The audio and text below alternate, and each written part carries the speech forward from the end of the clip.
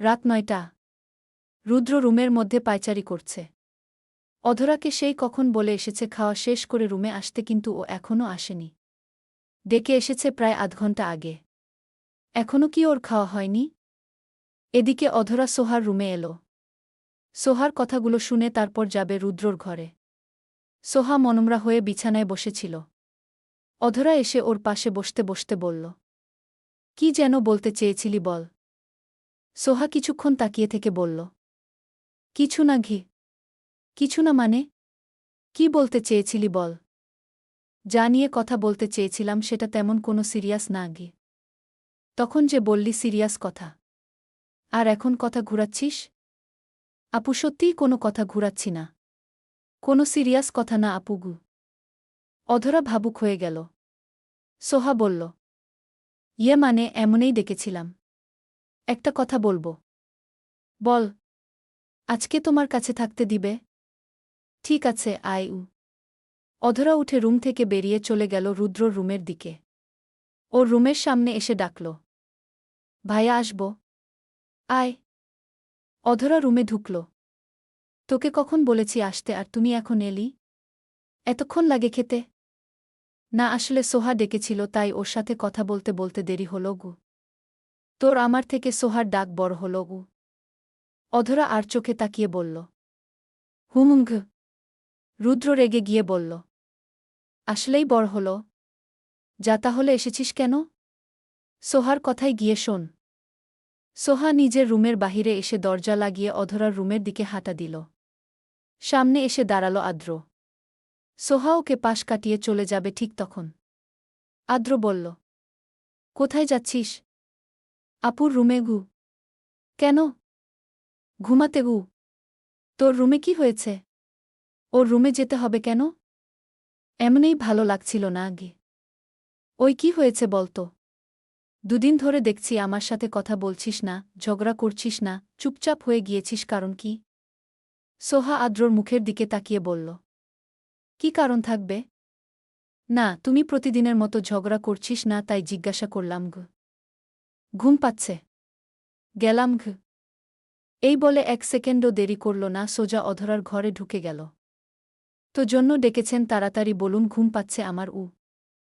রুদ্র রেগে গিয়ে বলল, এত ঘুম ঘুম করিস কেন? কাটা চামচ দিয়ে চোখ কিন্তু তুলে ফেলব গো। কি জন্য ডেকেছেন বলুন উ। রুদ্র সোফায় গিয়ে আইসি ভঙ্গিতে বসল। অতঃপর অধরাকে ডেকে বলল, কাছে আয়। অধরা এগিয়ে গেল। রুদ্র সোফায় গা এলিয়ে দিয়ে বলল, তোকে আর কি কারণে ডাকব? ওই একটা কারণই মাথা টিপে দে। অধরা কপাল কুঁচকে বলল, কি, এই জন্য ডেকেছেন? হুম। তো কি জন্য ডাকব? দেখ, এত কথা ভালো লাগছে না। মাথাটা ম্যাসাজ করে দেগি। পারব না ঘি। পারব না, ঘুম পাচ্ছে, এগুলো বলেও লাভ হবে না। ফটাফট হাতের কাজ শুরু কর উ। অধরা কোনো উপায় না পেয়ে রুদ্রর মাথা আজকেও ম্যাসাজ করে দিল। এর পরপরই রুদ্র বলল, অধরা, একটা কথা বলবো? হ্যাঁ বলুন। তোর খালাতো ভাই কেমন রে? অধরা তালে তালে বলে দিল, কেমন আবার জীবন ভাইয়া, ভালোই তো গু। রুদ্র চোখ খুলে বলল, ভালো। হুমুঙ্ঘ। রুদ্র কড়া গলায় বলল, কালকে ওই ছেলে আসবে, ওর আশেপাশে যেন তোকে না দেখি গু। আশেপাশে যাব না কেন? আমার খালাতো ভাই হয় উ। তোকে যেতে না করেছি, তুমি যাবি না গি।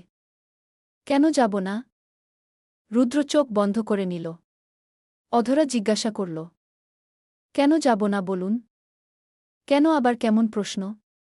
যেতে না করেছি, যাবি না গি। অধরা অবলীলায় বলে উঠল, ঠিক আছে, তবে এর একটা কারণ দেখান, তাহলে যাব না গি। রুদ্র চোখ খুলে গভীর দৃষ্টিতে তাকিয়ে বলল, কারণ যদি বলতে যাই তাহলে একটা না, অনেকগুলো কারণ বের হবে গু। তো বলুন। রুদ্র অধরার চোখে চোখ রেখে বলল, তুমি কি বুঝিস না কেন যেতে না করছি? অধরা চোখ নামিয়ে নিল। হাত কচলাতে কচলাতে বলল, ঠিক আছে, যাব না গি। রুদ্র হুট করে বলল, এখন রুমে যা গু। চলে যাব? রুদ্র হেসে বলল, তাহলে থেকে যা গু। অধরা চোখ ছোট ছোট করে বলল, আব্বুকে বলে দিব আপনি আমাকে কুপ্রস্তাব দিচ্ছেন। রুদ্র অবাক কণ্ঠে বিড়বিড় করল, তাহলে আর কি? এমনই সুর আব্বা রিজেক্ট করেই রেখেছে। এই শুনলে উনি আমাকে ডাবল রিজেক্ট করবে গে। অধরা যেতে যেতে বলল, আজকের মতো কিছু বললাম না। এরপরে বললে আব্বুকে বলে দিব গু। ওর কথায় রুদ্র হাসল। চলে গেল অধরা। রুদ্র ওর যাওয়ার পানে তাকিয়ে থেকে আবারও সোফায় হেলান দিল। নিজেই বিড়বিড় করে বলল, ভাই কি যে ভুল করেছিলাম বিয়ে করব না বলে। এখন বলতেও পারছি না ওকে বিয়ে করব। কি করা যায় এখন? এখন মেজো আব্বুর সামনে একটু প্রেমিক পুরুষ হতে হবে। না হলে তার মন জয় করা অনেক কষ্ট হবে। তার যোগ্য জামাই হয়ে দেখাতেই হবে। হাহ, কালকে থেকেই তার সাথে সাথে থাকতে হবে। তার মেয়ের উপরে কেয়ার দেখাতে হবে গে। অধরা নিজের রুমে আসবে ঠিক তখন ওর অপেক্ষাই ছিল আদ্র। কিছু একটা বলতে চায়। ও অধরাকে টেনে নিয়ে নিচে এলো। নিচে তখন কেউ ছিল না। আদ্র অধরাকে সোফায় এনে বসাল। অধরা আশেপাশে তাকিয়ে বলল, ভাইয়া কি হয়েছে বলো তো? তোর সাথে কথা আছে গি? অধরা এবার নিজেকে নিজেই বাহবা দিয়ে বলল, বাহ অধরা, আজ তোর দাম দ্বিগুণ হারে বেড়ে গেল। সবারই আজ তোকে দরকার রে গি। আদ্র ওর দিকে তাকিয়ে বলল, এত বাহবা দেওয়া বাদ দিয়ে শোন। অধরা আশেপাশে তাকাল। আস্তে করে আদ্রকে বলল, সোহাকে নিয়ে কথা বলবে তাই না? হুমুঙ্ঘ। অধরা হেসে হেসে বলল, ওকে কিছু বলেছ নাকি? কালকে রাতে থেকে দেখছি ওর মনের 12টা বাজিয়ে দিয়েছ। কি হয়েছে এবার বলো তো? আদ্র ফোঁস করে শ্বাস ছেড়ে বলল, আরে ওই রেস্টুরেন্টে গিয়ে একটা বন্ধুর সাথে মেসেজ করছিলাম। তখন জিজ্ঞাসা করেছিল কার সাথে মেসেজ করছি। আমিও একটু শয়তানি করে বলেছিলাম যে একটা মেয়ের সাথে। এরপরে থেকে ওর মুখের দিকে তাকানোই যাচ্ছে না। এখন ওকে আরও একটু জ্বালাতে চাই। আর তাতে তোর হেল্প চাই। অধরা মাথা নাড়িয়ে বলল, আমিও মনে মনে এমনই ভেবেছিলাম। যাক সেসব কথা। আমি তোমার সাথে আছি গু। আদ্র কপাল চুলকিয়ে মনে মনে বলল, বাহি কি নিয়তি রে।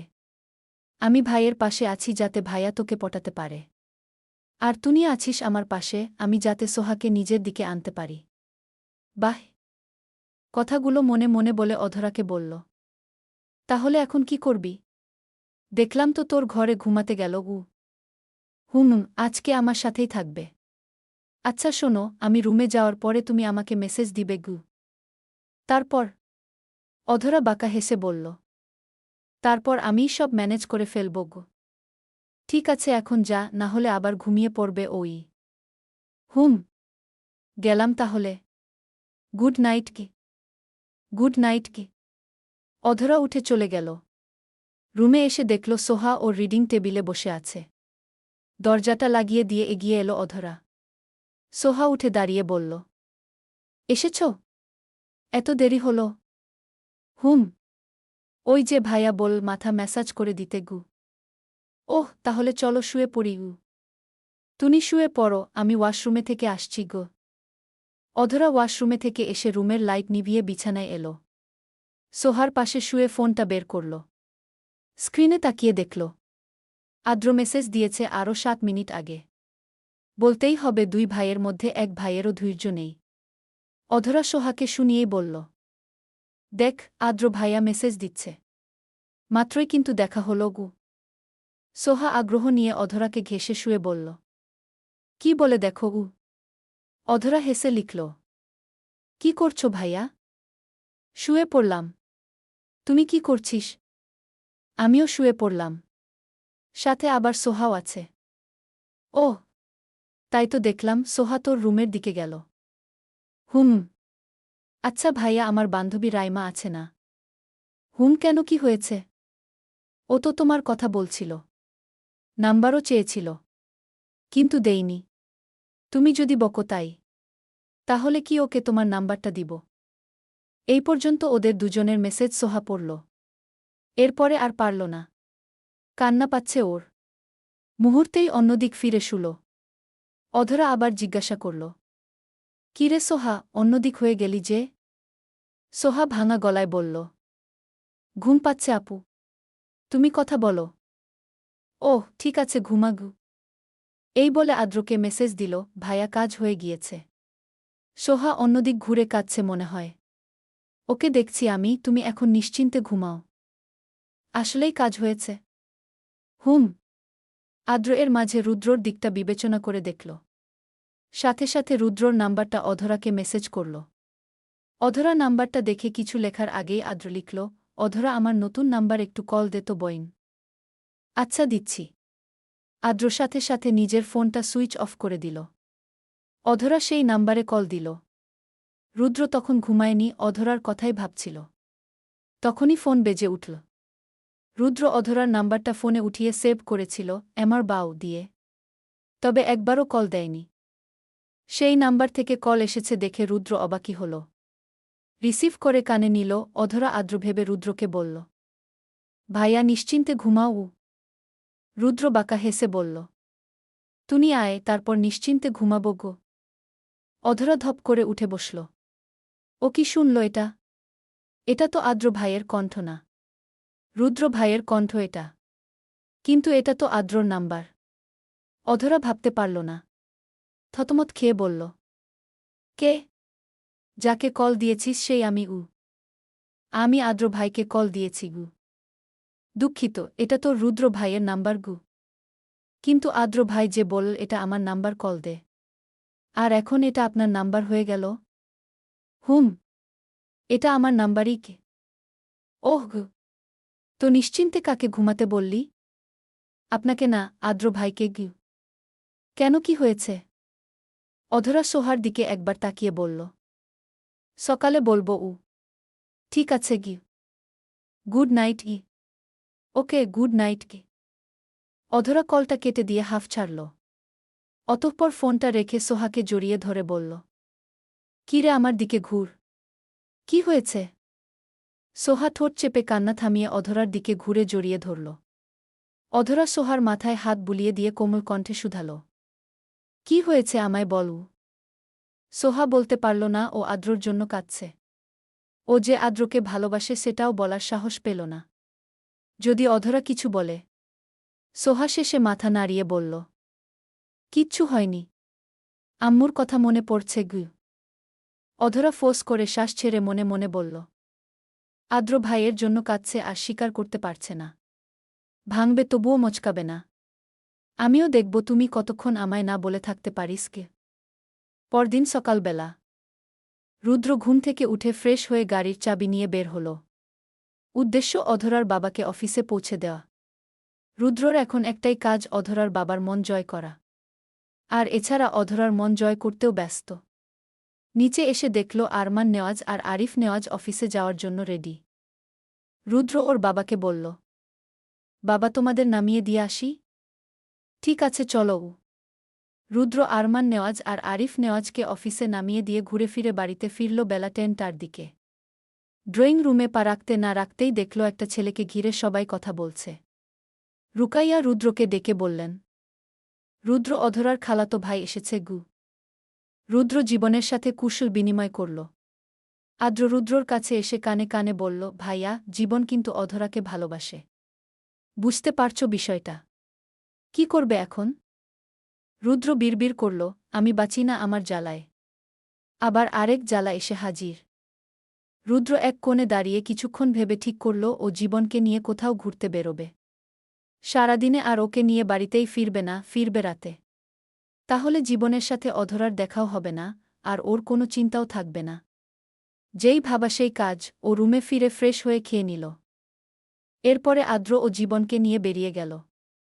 বাড়ির কাউকে ঠিক বুঝতে দিল না ওর উদ্দেশ্য। আসলে অধরার থেকে জীবনকে দূরে রাখাই ওর প্ল্যান। ওরা তিনজন বেরিয়ে যাওয়ার পরে বাড়িটা নীরব হয়ে গেল। অধরা রুম থেকে বেরিয়ে হাঁটা দিল সোহার রুমের দিকে। সোহা শুয়ে মোবাইল স্ক্রোল করছিল। মনটাও ভালো নেই। তবুও মন খুলে বলছেও না কি হয়েছে। অধরাও জেদ ধরে আছে ওর মুখ থেকেই আদ্রর কথা শুনবে। অধরা সোহার কাছে এসে বলল, তোকে ভূতে ধরল নাকি? রুম থেকে বের হচ্ছিস না? কথা বলছিস না, কি হয়েছে বলতো? সোহা উঠে বসে ফোনটা রেখে মলিন হেসে বলল, আপু আমার আবার কি হবে, এমনই শুয়েছিলাম। কিছু বলবে? হুমুম বলতেই এসেছি। স্যার ফোন দিয়ে বলল কালকে সকালে থেকে কোচিং করাবে গু। ওহ, রুদ্র ভাইয়ের কাছে তাহলে পড়বে না? কোচিংয়ের পাশাপাশি কিছু না বুঝতে পারলে রুদ্র ভাইয়ের কাছে যাব গো। ওহ আচ্ছা বুঝতে পেরেছি আপু। অধরা সোহার রুম থেকে পুনরায় নিজের রুমে ফিরে ফোন নিয়ে বসল। সকালে একটা শাড়ি দেখেছিল, সেটা অর্ডার করতে একটা পেইজে নক করল। শাড়ির ডিটেইলস আর দাম শুনে অর্ডারটা করে ফেলল। ঠিকানা আর ফোন নাম্বার দিল। অধরা নিজের ফোন নাম্বার না দিয়ে ওর বাবার ফোন নাম্বারটা দিয়ে রাখল। রুদ্রদের ফিরতে সন্ধ্যা হল। তিনজনেই বেশ টায়ার্ড। যে যার যার মতো রুমে ফিরে ফ্রেশ হয়ে নিচে এলো। রুকাইয়া আর অনিমা খাবার বেড়ে দিলেন। ওরা খাবার খেয়ে সোফায় এসে বসল। অধরা রুদ্রর কথাম তো জীবনের সামনে আসেনি। রুমেই রয়েছে। জীবন ভেবেছিল রুদ্র হয়তো অন্যরকম হবে, কিন্তু ওর সাথে মিশে কথা বলতে বলতে ফ্রেন্ডের মতোই হয়ে গিয়েছে। আর আদ্রর সাথে তো ওর মাঝে মাঝে কথা হয়। জীবন কথা বলতে বলতে অনিমাকে জিজ্ঞাসা করল, খালামনি অধরা কই গো? রুমে পড়ছে মনে হয় গি। ওহ, সারাদিনে তো ওকে দেখতেই পেলাম না, আর কথাও হলো না গি। কথাটা শেষ হতেই রুদ্র উঠে দাঁড়াল। আদ্র বলল, ভাইয়া চলে যাচ্ছ? হুম। তোরা কথা বলু। রুদ্র সিঁড়ি বেয়ে উপরে চলে এলো। অধরার রুমের সামনে এসে ডাকল, অধরা, রুমে আছিস? অধরা দরজার সামনে এসে দাঁড়াল। হ্যাঁ ভাইয়া বলুন। পড়বি না আজকে? এখন? তাহলে কখন? সোহার থেকে শুনলাম কালকে সকালে তো কোচিংয়েই যাবি। তাহলে রাতেই তো তোদের পড়তে হবে। অধরা মুখটা গুটিয়ে নিয়ে বলল, আজ নাই পড়লাম ভাইয়া। উহু, পড়তেই হবে ঘু। ভাইয়া প্লিজ। প্লিজ বলেও লাভ হবে না। সোহাকে নিয়ে 5 মিনিটে আমার রুমে আয়। ভাইয়া, যা পড়তে হবে না, শুধু বই নিয়ে আয়, বসে থাকবি গু। ঠিক আছে, আসছি সোহাকে নিয়ে গি। রুদ্র রুমে যেতে যেতে বিড়বিড় করে বলল, না পড়লি বসে থাকলেই হবে। তোকে জীবনের সাথে কথা বলতে দিব না মানে দিবই না গি। রুদ্র রুমে ফোনটা নিয়ে ব্যালকনিতে চলে এলো। আজকে যে করেই হোক অধরাকে নিজের কাছে বসাবেই। সোহাকে আজকে পাশে বসতে দিবে না। অধরা সোহাকে নিয়ে এলো। দুজনেই শুধু হাতে নিয়ে এসেছে আইসিটি বই। রুদ্র ইচ্ছে করে নিজের পাশের চেয়ারটায় পা মেলে আয়েসি ভঙ্গিতে বসেছিল। সোহা নিজের মতো বসে পড়ল। অধরা রুদ্রর দিকে তাকিয়ে বলল, পা সরান বসব। রুদ্র পা সরিয়ে না বোঝার ভান করে বলল, ওহ, খেয়ালই ছিল না। বস বস। অধরা গুমট বেঁধে বসল। ও কি আর বুঝতে পারেনি ইচ্ছে করে পাটা রেখেছিল? সবই বুঝতে পেরেছে। রুদ্র অধরার থেকে এবার সোহার দিকে তাকাল। সোহাকে এই দুদিনে বেশ চুপচাপ থাকতে দেখে ওরও ভালো লাগছে না। কি হলো হুট করে ওরও অজানা। অধরা আর সোহা বই বের করে কিছু কিছু টপিক বের করে পড়তে শুরু করল। যেটায় বুঝতে সমস্যা রুদ্রকে বলল। রুদ্র বুঝিয়ে দিল। পড়ার মাঝে অধরা রুদ্রকে বলল, ভাইয়া আপনার ব্যালকনিটা না কেমন ফাঁকা ফাঁকা লাগে গে। রুদ্র ভ্রুকুচকে নিয়ে বলল, এ আবার কেমন কথা? হুম, ফাঁকা ফাঁকাই লাগে গু। তো কি আনলে ভরা ভরা লাগবে তোর কাছে শুনি একবার? এখানে তো ফুলের গাছ আছে, কিন্তু আরও থাকলে ভরা ভরা লাগবে। আর আপনার এই বুকসেলফ তো কত সুন্দর। সাথে আশেপাশে ফুল গাছ লাগালে আরও সুন্দর লাগবে গু। রুদ্র ভ্রু উঠিয়ে বলল, বেশি বেশি ফুল গাছ না হয় লাগালাম, তবে ফুলের গাছের যত্ন কে নিবে? অধরা অবলীলায় বলল, আমি এসে দেখে যাব। দেখে যাবি কয়দিন? 1 দিন 2 দিন, এরপরে বিরক্ত হয়ে আর আসবিই না। পরে আবার আমার এত সুন্দর ব্যালকনিটা জঙ্গল হয়ে যাবে, যা আমি কোনো মূল্যেই হতে দিব না গি। তাহলে আনবেন না ফুলের গাছ? না, আনব না গি। অধরা গাল ফুলিয়ে বসে রইল। রুদ্র নিরেট কণ্ঠে বলল, তোর ফুল পছন্দ খুব? উত্তরে অধরা বলল, জানি না গি। রুদ্র কপাল কুঁচকে বলল, তোর ফুল পছন্দ নয়? হুম ঘ। কি হুম? কি ফুল পছন্দ? বললে কি এনে দিবেন? বলেই দেখো না। অধরা রুদ্রর চোখের দিকে তাকাল। রুদ্র ইশারা করে বোঝাল কি পছন্দ। অধরা গভীর শ্বাস ছেড়ে বলল, বেলিফুল আমার সবচেয়ে পছন্দের ফুল গু। রাত 10:27 অধরা শুয়ে পড়েছে। প্রায় ঘুমিয়েও গিয়েছে ঠিক তখন সোহার ডাকে ওর কাঁচা ঘুমটা ভেঙে গেল। সোহা আজকেও ওর সাথে ঘুমাবে বলে এসেছে। অধরা শোয়া থেকে উঠে বসল। মিনিট 2 নিরেট বেঁধে বসে থেকে বিছানায় থেকে নামল। ওর আবার একটা সমস্যা আছে বলতে, আচমকা যখন কেউ ওকে ঘুমের মাঝে ডাকে তাহলে ও কাঁচা ঘুম থেকে উঠে 2-3 মিনিটের মতো সময় নেয় মাটিতে পা রাখতে। ছোটবেলা থেকেই ওর একটা বদভ্যাস হয়ে গিয়েছে। ও এই মুহূর্তে সোহার ডাকে দরজা খুল। আদ্র এইদিকেই আসছিল অধরার সাথে কথা বলতে। অধরাই ওর বেস্ট ফ্রেন্ড হয়ে গিয়েছে। কোনো সিরিয়াস কথা শেয়ার করা ছাড়া থাকতেই পারে না। ও অধরার রুমের সামনে এসে দেখল সোহা ওই রুমে ঢুকছে। আদ্র এগিয়ে গিয়ে সামনে দাঁড়িয়ে বলল, ঘুমাসনি তোরা? সোহা আদ্রর দিকে একবার তাকিয়ে বিছানায় গিয়ে শুয়ে পড়ল। অধরা সেদিকে তাকিয়ে আদ্রকে ইশারা করল বাহিরে যেতে। আদ্র চলে গেল। এরপরে অধরা নিজেই পেছন পেছন চলে এল। এই অধরা, সোহার কি হয়েছে রে? শয়তানটায় কথা বলছে না, ঝগড়া করছে না, কেমন একটা আলাদা আলাদা হয়ে থাকছে। বলছি ডোজটা কি বেশি দিয়ে ফেলেছিস নাকি? না, তারপর আর কিচ্ছু বলিনি ওকে। আর না ও কোনো কিছু জিজ্ঞাসা করেছে। তবে ও তোমার জন্য মনে মনে খুব কষ্ট পাচ্ছে গি। পাক। ও যেমন বলবে না তেমন আমিও বলবো না। আর থাকতে থাক এভাবে, এখনই সম্পর্কটা না আগানোই ভালো। কেন ভাইয়া? আরে গাধা, বুঝিস না ভাইয়া বিয়ে করেনি। ভাইয়া বিয়ে করুক, তার কয়টা বাচ্চা কাচ্চা হোক। এরপরে সোহার কথা বলবো। তারপর ওকে বিয়ে করব ও। এই শুনে অধরা অবাক কণ্ঠে বলল, তোমার চিন্তাভাবনা খুব ভালো। এগিয়ে যাও ও। এগিয়ে যাব, কিন্তু পেছনে থেকে তোকে ধাক্কা দিতে হবে গি। অধরা শয়তানি করে বলল, সিঁড়ির উপরে গিয়ে দাঁড়াও, আমি পেছনে থেকে ধাক্কা দেই উ। আরে ভাই, মজা না, সিরিয়াস হো বইনঘ। কি করতে হবে বলো? সোহাকে একটু হাসি খুশি থাকতে বলবি, তাহলেই হবে গি। এর বিনিময়ে আমি কি পাব? কি চাস তুমি? আপাতত কিছু চাই না, সবই আছে। সময় মতো চেয়ে নিব ঘ। আদ্র হাত বাড়িয়ে দিয়ে বলল, ওকে, তাহলে ডিল ডান। অধরা হাতে হাত মিলিয়ে বলল, ওকে ডান উ। তাহলে এখন যা, কাজে লেগে পড়। কি করবি ভেবে রুমে যা। আমি রুমে গেলাম ঘ। আচ্ছা যাও উ। আদ্র চলে গেল। অধরা সিঁড়ির রেলিংয়ে 2 হাত ভর করে নিচের দিকে তাকিয়ে ভাবতে লাগল কি করে সোহাকে স্বাভাবিক করবে। এদিকে আদ্র রুদ্রর রুমে এসে ঢুকল। রুদ্র শুয়ে পড়বে তার আগে ইফতির সাথে কথা বলছিল।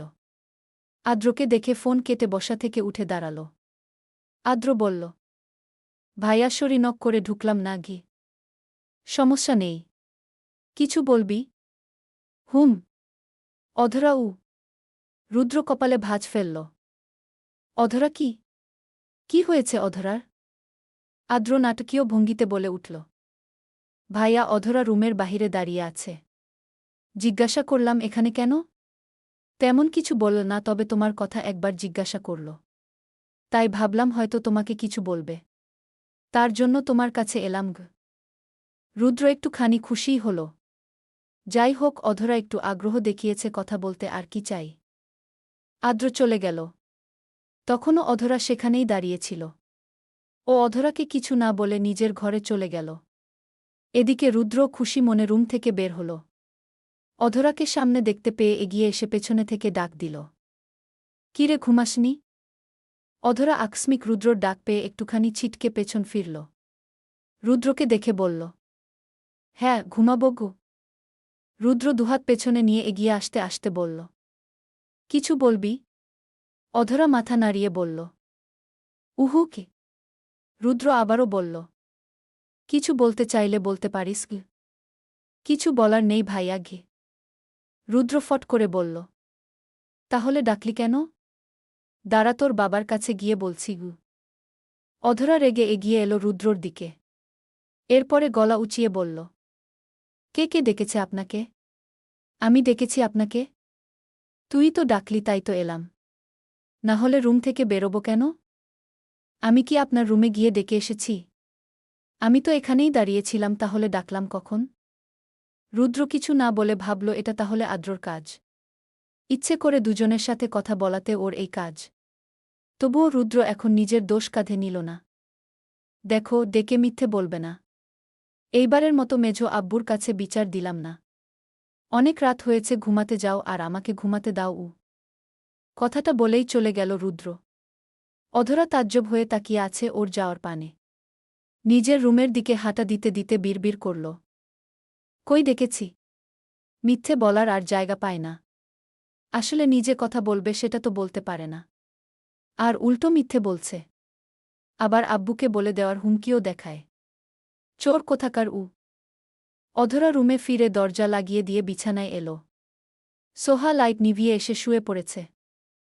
সকালবেলা অধরা আর সোহা ঘুম থেকে উঠে ফ্রেশ হয়ে রেডি হয়ে বের হলো পড়তে যাবে বলে। আজ আরিফ নেওয়াজের অফিস না থাকায় তিনিই ওদের নামিয়ে দিতে গেলেন। এরপরে আবার আসার সময় ড্রাইভার গিয়ে নিয়ে আসবে। আরিফ নেওয়াজ ওদের দিয়ে এসে বাড়িতে ফিরে ড্রয়িং রুমে এসে বসলেন। রুদ্র পাশে বসে ল্যাপটপ নিয়ে কাজ করছিল। আরিফ নেওয়াজের আজ অফিস নেই বলে কোনো কাজে উড়াতাড়া নেই। ঠান্ডা মেজাজে রয়েছেন। উনাকে বসতে দেখে কিচেন থেকে বেরিয়ে এলেন অনিমা।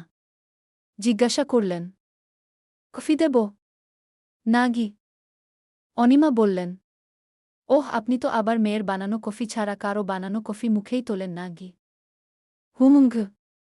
অনিমা রুদ্রকে শুনিয়ে বললেন, যদি আপনার মেয়ের বিয়ে হয়ে যায় তখন কি করবেন? আরিফ নেওয়াজ রুদ্রর দিকে তাকালেন, রুদ্রও তাকাল। চোখাচোখি হতেই আরিফ নেওয়াজ দৃষ্টি সরিয়ে অনিমার দিকে তাকিয়ে গম্ভীর কণ্ঠে বললেন, তাহলে কফি খাওয়াই বাদ দিয়ে দিব গু। অনিমা আর কিছু বললেন না। কিচেনে চলে গেলেন। তিনি যে কথাটা রুদ্রকে শুনিয়েছেন আশা রাখলেন সম্পর্কটা এগোবে। দুপুর 2টার দিকে রুদ্র রেডি হয়ে নিচে নামল। পরনে স্কাই ব্লু রঙের শার্ট আর কালো প্যান্ট। এক হাতে মোবাইল, সানগ্লাস। অধরা সিঁড়ির গোড়ায় দাঁড়িয়ে আর চোখে তাকিয়ে দেখছিল। রুদ্র সানগ্লাস পরে অধরাকে উদ্দেশ্য করে বলল, কেমন লাগছে রে? অধরা ঘোরে চলে গিয়েছিল। রুদ্রর কথা শুনে ভাবনা কাটল। এরপরে স্বাভাবিক গলায় বলল, ভালো। রুদ্র মুখে বাঁকা হাসি ঝুলিয়ে বলল, কোনো মেয়ে পটবে কি? অধরা ফ্যাল ফ্যাল করে তাকিয়ে রইল। পরক্ষণেই শক্ত গলায় বলল, আমাকে বলছেন কেন? যে মেয়েকে পটাতে চান তাকে গিয়ে বলুন গু। Are you jealous? অধরা সোফার দিকে যেতে যেতে বলল, আমার বয়ে গিয়েছে জেলাস হতে গু। বুঝে বলছিস তো? না বোঝার কি আছে এতে? রুদ্র 2 গলায় বলল, বোঝা না বোঝা সব সামনেই দেখা যাবে গু। ঠিক আছে, দেখা যাবে। তো কোথায় যাচ্ছেন আমাকে বলা যাবে কি? হুম, এক বন্ধুর বিয়ে ঠিক করতে যাচ্ছি গু। অধরা তালে তালে বলেই দিল। তাই এত সেজে গুজে? বন্ধুর বিয়ে ঠিক করতে নাকি নিজেরটাও? কি? কিছু না। আর আপনার সাথে কি ওই ইফতিও যাবে? হুম। কেন? না, এমনি। জান, দেরি হয়ে যাবে গু। রুদ্র বেরিয়ে গেল। ইফতির বাড়ির সামনে থেকে ওকেও তুলে নিল। আবার মাঝপথে থেকে ওদের আরেক বন্ধু নাফিজ, ওকেও গাড়িতে নিয়ে নিল। নাফিজেরই বিয়ে ঠিক করতে যাচ্ছে ওরা। নাফিজ বন্ধুদের সাথে গেল আর ওর বাড়ির সবাই আলাদা। ওদের গন্তব্যটা শহর থেকে একটু দূরেই ছিল। সন্ধ্যার আগ দিয়ে রুদ্র আর ইফতি ফিরে আসার জন্য রওনা হল। এবার আর নাফিস সাথে আসেনি। রুদ্র একটু তাড়াতাড়ি ড্রাইভ করছে, না হলে ফিরতে ভালোই রাত হবে। কিছু দূর আসার পরে পড়ল জ্যামে। অনেকক্ষণ যাবৎ বসে রইল। তার মাঝে আবার প্রচণ্ড গরম। গাড়ির এসিও যেন গায়ে লাগছে না। রাত 9টার দিকে ওরা এই জ্যাম থেকে বেরোল। খুব দ্রুত ড্রাইভ শুরু করল রুদ্র। এখনও শহরে পৌঁছায়নি। বাড়ি পৌঁছাতে কমপক্ষে আরও 1 ঘণ্টা। যেতে যেতে রুদ্র একটা জায়গায় কয়েকটা ফুল বিক্রেতাকে দেখে ব্রেক করল। ইফতি জিজ্ঞাসা করল, নামবি নাকি? হুম বস, তুই, আমি আসছি। 2 মিনিট কি? যাও। রুদ্র গাড়ি থেকে নেমে গিয়ে রাস্তার ওই পারে গেল। ফুল বিক্রেতার কাছে এসে জিজ্ঞাসা করল বেলি ফুলের গাজরা অথবা মালা আছে কি না। অতঃপর একটা লোকের কাছে পেল। তার কাছে 5-6টা মালা ছিল। রুদ্র সবটাই চাইল। দোকানদার ফুলগুলো একটা পলিথিনে দিয়ে দিল। রুদ্র টাকা দিয়ে চলে এল। এবং গাড়িতে উঠে ডেস্কে ফুলগুলোর পলিথিনটা রাখল। ইফতি পলিথিন হাতে নিতে নিতে বলল, কি খাওয়ার জিনিস নিয়ে এলি? খুলে দেখ, সেই মজাগু। ইফতি পলিথিনটায় ফুল দেখে বলল, রুদ্র ভাই, এগুলো কি? তুমি ফুল নিয়ে এলি কার জন্য? তোর বোনের জন্য। আমার বোন নেই। আছে।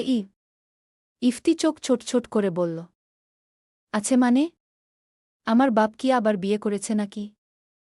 রুদ্র দাঁত চেপে বলল, শালা সবসময় 2 লাইন বেশি বুঝিস কু। তাহলে বোনকে? অধরা। আজও সোহা অধরার কাছে ঘুমাতে এলো। অধরা আর আজকে ওকে ছাড়ল না। খুব শক্তপোক্তভাবে প্রশ্ন করে বসেছে। আজ ও আদ্রর কথা বের করবে মানে করবেই। শেষমেশ সোহা অধরাকে জড়িয়ে ধরে হাউমাউ করে কেঁদে উঠল। চেপে রাখা সব কষ্ট, রাগ, অভিমান সেই কান্না দিয়েই বেরোতে চাইছে। অধরা মোলায়েম কণ্ঠে বলল, এখন যদি না বলিস কি হয়েছে তাহলে আর আমার সাথে মিশবি না। দরকার নেই আমার এমন বোন, যে বোন সব শেয়ার করতে পারলেও কষ্টটা শেয়ার করতে পারে না। সোহা নিচু গলায় আমতা আমতা করে বলল, বল বলছি, আমি আদ্র ভাইকে। অধরা তীক্ষ্ণ চোখে তাকিয়ে বলল, ভালোবাসিস এটা আমি জানি। এরপরে কি নিয়ে কি হয়েছে সেটা বলবো। ওই যে তুমি ওই দিন রাতে রাইমার নাম্বার দিলে যে আদ্র ভাইকে। তুমি দেখেছিস আমি নাম্বার দিয়েছি? কি? তাহলে না জেনে আগেই কেঁদে ভাসিয়ে দেওয়ার কি মানে? কিন্তু তুমি তখন বললে যে নাম্বারটা দিবে কি না। তাই ভেবেছিলাম ভাইয়া হয়তো নাম্বারটা চেয়েছে। শোনো, এসব ছাড়। একটা কথা বলছি, ভালো করে শোনো। আদ্র ভাইয়া না কারো সাথে কথা বলে, আর না নাম্বারটা নিয়েছিল। ভাইয়া কাউকে ভালোবাসে না, আর না কাউকে বাসবে। ভাইয়া পড়াশোনা নিয়ে ব্যস্ত। এখন এগুলোতে জড়াবে না। নিশ্চিন্ত থাক তুমি। সোহা চোখ মুছে বলল, সত্যিই বলছ? আর কিভাবে বললে বিশ্বাস হবে শুনি? সোহা হাত বাড়িয়ে দিয়ে বলল, আমাকে ছুঁয়ে বলো ভাইয়া কোনো মেয়েকে ভালোবাসে না? অধরা সোহাকে জড়িয়ে ধরে বলল, না ভাইয়া কাউকে ভালোবাসে না। তুমি আর মন খারাপ করে থাকিস না, আবার আগের মতো হয়ে যা প্লিজ। ঠিক আছে, এবার থেকে মন খারাপ করে থাকব না। সবাই ঘুমিয়ে পড়েছে, শুধু রুকাইয়া ছেলের অপেক্ষায় বসেছিলেন। অনিমাও ছিল, তবে রুকাইয়া জোরাজোরি করে রুমে পাঠিয়ে দিয়েছে। রুদ্র ফিরে এলো। মেইন দরজা লাগিয়ে সামনে তাকাতেই মাকে দেখে এগিয়ে এসে বলল, মা ঘুমাওনি? না রে, তোর জন্যই অপেক্ষা করছিলাম। ওহ ফ্রেশ হয়ে আয়। হুম। রুকাইয়ার চোখ গেল ছেলের হাতে থাকা পলিথিনের দিকে। তিনি কৌতূহল নিয়ে জিজ্ঞাসা করলেন, তোর হাতে কি? রুদ্র এক পা এগিয়ে আবার পেছনে ফিরে বলল, ফুল। কার জন্য? রুদ্র কোনো ভনিতা না করে বলল, অধরার জন্য। রুকাইয়া হেসে বললেন, ওহ তাহলে দিয়ে আয়। হুম। রুদ্র চলে গেল উপরে। অধরার রুমের সামনে এসে ডাকল, অধরা ঘুমিয়ে পড়েছিস? অধরা, এই দরজা খোলত। অধরা দরজা খুলে দিয়ে দাঁড়াল। আপনি এত রাতে এখন ফিরলেন? হুম। রুদ্র ফুলগুলো এগিয়ে দিয়ে বলল, তোর জন্য বেলি ফুল এনেছি। অধরা হাতে নিল। রুদ্র অধরার মুখপানে তাকিয়ে গভীর শ্বাস ছেড়ে চলে যেতে যেতে বলল, ঘুমিয়ে পড়ো, অনেক রাত হয়েছে। রুদ্র রুমে ফিরে শাওয়ার নিয়ে বের হল। রুকাইয়া খাবার বেড়ে দিলেন। এদিকে অধরা বেলি ফুলের গাজরাগুলো হাতে নিয়ে ঠায় কিছুক্ষণ দাঁড়িয়ে রইল। ভাবল, আজ তো কেউ বলেনি ফুল এনে দিতে, তাহলে আজ অকারণেই ফুল কেন নিয়ে এলো? তবে কি রুদ্র ওর কথা ভাবে? ওকে ভালোবাসে? রুদ্রর কথা ভাবতেই অজান্তেই মুখে হাসি চলে এলো। ও ফুলগুলো রেখে চুপি চুপি রুম থেকে বেরিয়ে সিঁড়ির কাছে এলো। যেই সাইড থেকে ডাইনিং টেবিল স্পষ্ট দেখা যায় সেইখানে এসে রেলিংয়ে হাত ভর করে দাঁড়াল অধরা। রুদ্র খাচ্ছিল তখন। পাশেই ছিল রুকাইয়া। রুকাইয়া অধরাকে খেয়াল করেও না দেখার ভান করে দাঁড়িয়ে রইলেন। অতঃপর ছেলের প্লেটে তরকারি দিতে দিতে আস্তে করে বললেন, উপরে থেকে অধরা তোকে দেখছে। রুদ্র প্লেটের দিকে তাকিয়েই বলল, আসলেই দেখছে? হুম। রুদ্র তখনই পেছন ফিরে অধরার দিকে তাকাল। এতে অধরার মুখের মুচকি হাসি হাওয়া হয়ে গেল। এরপরে সোজা হয়ে দাঁড়িয়ে আমতা আমতা করতে করতে চলে গেল। যা দেখে রুদ্র এবং রুকাইয়া দুজনেই হাসলেন। পরদিন সকাল সকাল আরমান নেওয়াজ আর আরিফ নেওয়াজ চলে গেলেন অফিসে। আদ্র ভার্সিটি যাওয়ার সময় অধরা আর সোহাকে সাথে নিয়ে গেল। ওদের কলেজে নামিয়ে দিয়ে ভার্সিটি যাবে। অন্যদিকে রুদ্র সকালে বেরিয়ে গিয়েছে নাফিজের বিয়ের শপিং করতে।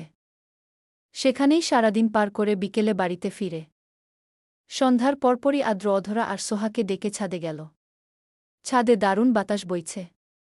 সারাদিন তপ্ত গরমের পরে এই সময় ছাদে বাতাসে এসে দাঁড়াতেই ওদের ভালোই লাগছে। রুদ্রকেও ডেকেছে, ও বলেছে একটু পরে আসছে। আপাতত ছাদের এক কোণে একটা চাদর বিছিয়ে বসল তিনজনে। আড্ডা দিবে। আর এই আড্ডা দেওয়ার প্ল্যানটা আদ্ররই। রুদ্র আসছিল না বলে আদ্র সোহাকে বলল, সোহা রুদ্রকে ডেকে নিয়ে আয় না গ। সোহা উঠে দাঁড়াল। সাথে অধরাকেও জোর করে নিয়ে গেল।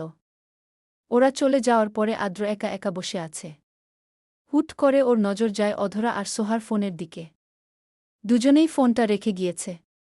আদ্রর মাথায় বদবুদ্ধি চাপল। ও অধরার ফোনটা হাতে নিল। ফোনের লক দেওয়া ছিল না বলে অনায়াসেই ভিতরে ঢুকতে পারল। এরপরে সোজা রুদ্রর নাম্বারে মেসেজ লিখল, রুদ্র ভাই, আপনি ফিরে আসায় অনেক অনেক হ্যাপি আমি। আপনি না অনেক ভালো। সেই তো চলে গিয়েছিলেন আমার দোষ দিয়ে, এখন তো ভালোভাবেই কথা বলেন। প্রথম প্রথম অনেক রাগ ছিল আপনার উপরে, কিন্তু এখন না কোনো রাগ আসে না। মিথ্যে হোক আর সত্যই হোক, আপনি তো আমার স্বামী। ঠিক সময়ে দেশে এলে এতদিনে বাচ্চার বাবা হয়ে যেতেন। এই একটা মেসেজই বড় করে লিখল, এবং বাংলায়। কিন্তু অধরা যে বাংলায় মেসেজ লিখতে পারে না এটা আদ্র জানে না। ওর এই কাজটা করার একটা ক্লু ও নিজেই রেখে গেল। যদি ইংরেজিতে লিখত তাহলেই ভালো হতো। ও মেসেজগুলো দিয়ে সে চ্যাট হিস্ট্রিটা ডিলিট করে দিল। এরপরে তাড়াহুড়ো করে ফোনটা আগের জায়গায় রেখে নিজের ফোন নিয়ে স্ক্রোল করতে ব্যস্ত হয়ে পড়ল। আবার যদি সন্দেহ করে তার জন্য একটা বন্ধুকে কল দিয়ে শুধু শুধুই কথা বলার বাহানা দিল। এর পরপরই রুদ্র, অধরা আর সোহা এল। আদ্র ফোনে কথা বলা শেষ করল বলতে একটু নাটকই করল। অধরা এসে নিজের ফোনটা হাতে নিয়ে কিছু একটা দেখে কোলের উপরেই ফোনটা রেখে দিল। রুদ্র ওদের সাথে বসে গল্প করতে লাগল। এর কিছুক্ষণ পরে ফোনটা বের করতেই শুরুতেই দেখল অধরার নাম্বার থেকে মেসেজ। মেসেজটা দেখার পরে রুদ্র হেসে হেসে অধরার দিকে তাকাল। অধরা এই হাসির মানে বুঝতে না পেরে কথায় মনোযোগ দিল। রুদ্র আর কথায় মনোযোগ দিতে পারল না, অধরার দিকে তাকিয়ে মিটিমিটি হাসতে লাগল। আদ্র ওর হাসি খেয়াল করল। রুদ্র আদ্রকে ইশারা করে সোহাকে নিয়ে চলে যেতে বলল। আদ্র বুঝতে পেরে সোহাকে বলল, সোহা চল তো কিছু খাওয়ার জিনিস নিয়ে আসি গু। ঠিক আছে চলো। অধরা বলল, আমি যাব সাথে? আদ্র বলল, না রে, যাব আর আসব, তুমি থাকু। আদ্র সোহাকে নিয়ে চলে গেল। রুদ্র তখনও ওর দিকে তাকিয়ে হাসছিল। অধরা হাসার চেষ্টা করে উঠে চলে গেল ছাদের দরজার দিকে। রুদ্র চট করে উঠে দাঁড়িয়ে অধরার হাত ধরে ফেল। আরেক হাতে ছাদের দরজা লাগিয়ে দিল। অধরা থতমত খেয়ে তাকিয়ে বলল, কি হলো, হাত ধরেছেন কেন? আর এভাবে হাসছেন কেন? হাসব না তো কি করব? কাঁদব? তাই এভাবে হাসার কি আছে? হাত ছাড়ুন। রুদ্র হাতটা আরও শক্ত করে ধরে বলল, অনেক কিছু। আচ্ছা, তুমি সেদিন আমাকে যে বললি আমি তোকে কুপ্রস্তাব দিয়েছি, আর আজ যে তুই আমাকে কুপ্রস্তাব দিলি তার বেলায়? মানে? রুদ্র বাঁকা হেসে বলল, আগেই জানলে দেশে এসে তোর শখটাই পূরণ করতাম গ। অধরা আমতা আমতা করে বলল, কি বলছেন, কিসের শখ? গল্প প্রণয়বেলায় তোমার আগমন। লেখিকা জেরিন আক্তার। পর্ব 4। গল্প ভালো লেগে থাকলে অবশ্যই একটা কমেন্ট করে যাবেন আর সাবস্ক্রাইব করে রাখবেন যাতে পরের পর্ব পোস্ট করার সাথে সাথে আপনি পেয়ে যান।